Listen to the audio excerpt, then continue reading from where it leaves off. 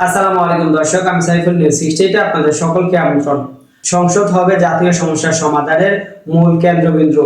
এখন থেকে জাতীয় সংসদ দেশের সব যুক্তি তর্ক ও জাতীয় সমস্যার সমাধানের মূল কেন্দ্রবিন্দু হবে বলে মন্তব্য করেছেন প্রধানমন্ত্রী তারেক রহমান। ত্রয়োদশ জাতীয় সংসদের প্রধান অধিবেশনে স্বাগত বক্তব্য দিয়ে তিনি এই কথা বলেন। বৃহস্পতিবার 12 মার্চ বেলা 11টায় জাতীয় সংসদের প্রধান অধিবেশন শুরু হয়। প্রথম অধিবেশন শুরু হয়। এতে সভাপতিত্ব করেন ডক্টর খন্দকার মোশাররফ হোসেন। অধিবেশনের শুরুতেই সাংগঠনিক দল হিসেবে বিএনপির সিদ্ধান্ত অনুযায়ী প্রধানমন্ত্রী তারেক রহমান স্বাগত বক্তব্য দেন। এই সময় তিনি গণ উত্থানে জড়িতদের প্রতি কৃতজ্ঞতা জানান।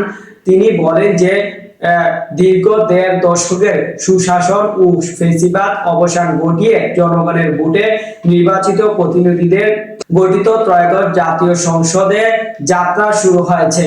এই ঐতিহাসিক মুহূর্তে এখন থেকে জাতীয় সংসদ হবে দেশের সব যুক্তিতর্ক ও জাতীয় সমস্যার সমাধানের মূল কেন্দ্রবিন্দু।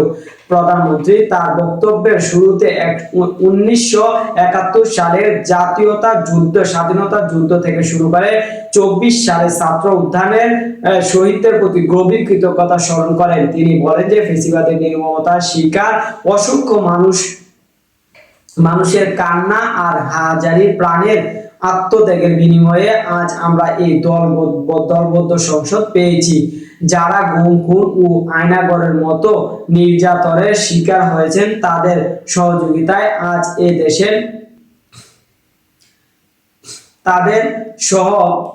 তাদের সাহসিকতায় আজ এই দেশে গণতন্ত্র ফিরে এসেছে।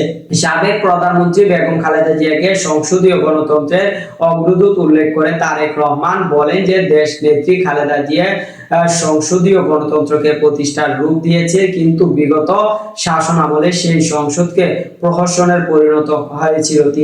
তিনি আপোষহীনভাবে লড়াই করেছেন, কিন্তু এই শুভ মুহূর্তে দেশ দেখে যেতে পারেনি। আমরা গভীর শ্রদ্ধা স্মরণ করছি। একই সঙ্গে তিনি শহীদ রাষ্ট্রপতি জিয়াউর রহমানের উদ্বৃত্ত করে বলেন যে জনগণ যদি রাজনৈতিক দল হয় আমরা সেই দলে আছি। ব্যক্তি বা দলের চেয়ে জনগণের স্বার্থে বড় দেখে বিএনপির মূল দর্শন। সাবস্ক্রাইব করবেন, লাইক করবেন, শেয়ার করবেন, কমেন্ট করতে ভুলবেন না।